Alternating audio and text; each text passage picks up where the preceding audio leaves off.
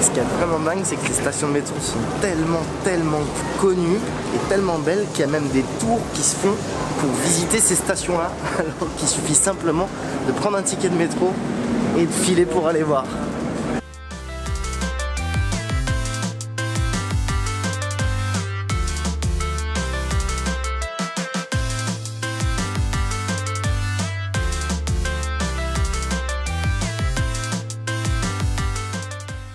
Alors je comprends qu'avec du marbre à toutes les stations, le métro de Moscou soit assez célèbre, parce qu'on n'a pas ça nous à Paris. Hein.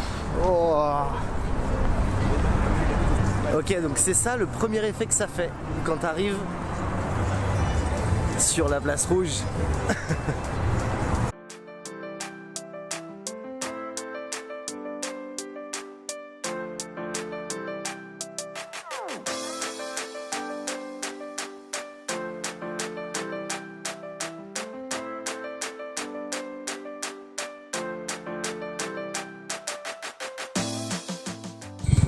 D'ailleurs, est-ce que tu sais pourquoi cette place s'appelle la place rouge? Parce que moi je croyais que ça venait tout simplement du pouvoir communiste à l'époque, qui avait comme symbole, comme couleur le rouge, et que du coup cette place qui réunissait le pouvoir de toute l'URSS avait pris le nom de place rouge, lié à cette couleur de drapeau, mais en fait pas du tout. C'est juste que venant de l'ancien russe, cette place existait déjà il y a très longtemps, et en ancien russe, elle s'appelait Kozny, qui voulait dire beau ou qui voulait dire rouge. Et c'est simplement en traduisant de l'ancien russe au nouveau russe qu'elle s'est fait appeler la place rouge. Rien à voir du tout avec le communisme du coup.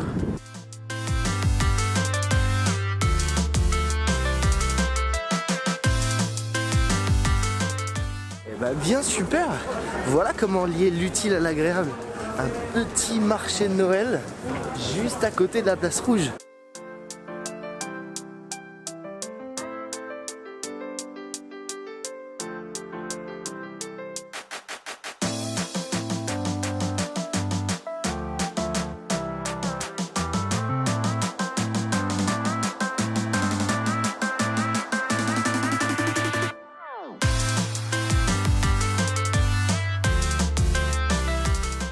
Alors je suis ici dans le principal parc de la ville et comme tu le vois juste derrière, les Russes ils font encore une fois ça en tout petit quoi. C'est vachement discret.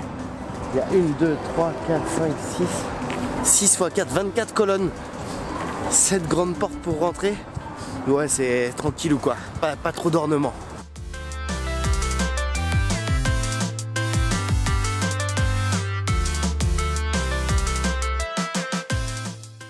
Ce qui est vraiment sympa, c'est que dans le prolongement de ce parc, tu as toute une galerie d'art avec énormément de peintres qui exposent ici. Et il y a tous les styles, c'est assez marrant.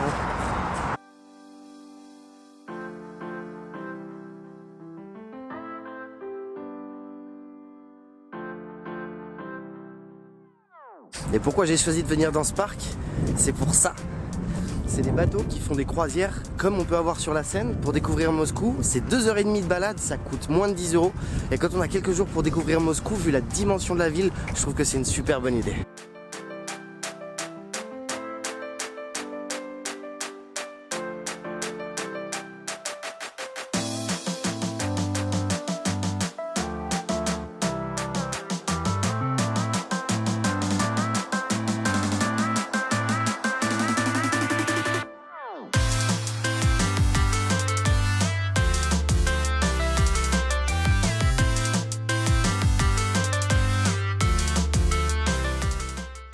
Ok, retour sur la place rouge. Pourquoi?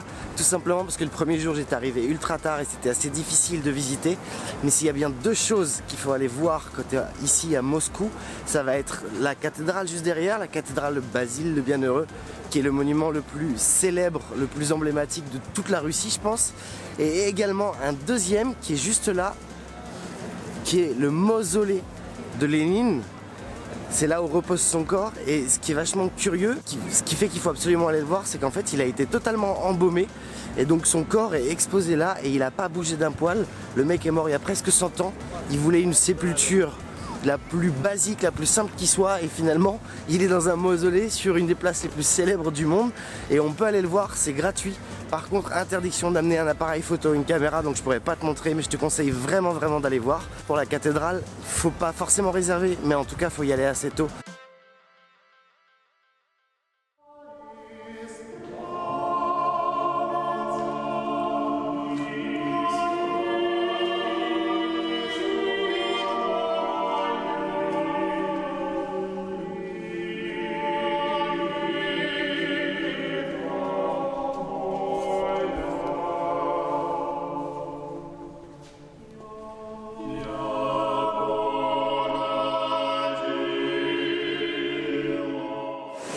Je suis ici au GUM, qui est l'équivalent des Galeries Lafayette, version russe, mais beaucoup plus luxueux. C'est aussi une autre partie de ce qu'est aujourd'hui Moscou, la Russie. L'opulence de la richesse, l'excès. Moscou est en fait la ville d'Europe avec le plus de millionnaires à son actif. Il y a 60 000 personnes à Moscou qui sont millionnaires. Et voilà, ce centre commercial aussi résume une autre facette de ce que peut être Moscou. Ok, bon c'est pas tout, mais j'ai un train à prendre. Cette première étape en Russie à Moscou m'avait vraiment fait kiffer un peu ce pays. Mais maintenant j'ai envie d'aller voir un peu plus dans les terres, d'aller m'enfoncer un peu plus pour voir comment est la Russie à l'intérieur. Et ça, ce sera l'objet d'une prochaine vidéo. Restez connectés, abonnez-vous et moi je vous dis à bientôt pour de nouvelles aventures. Ciao.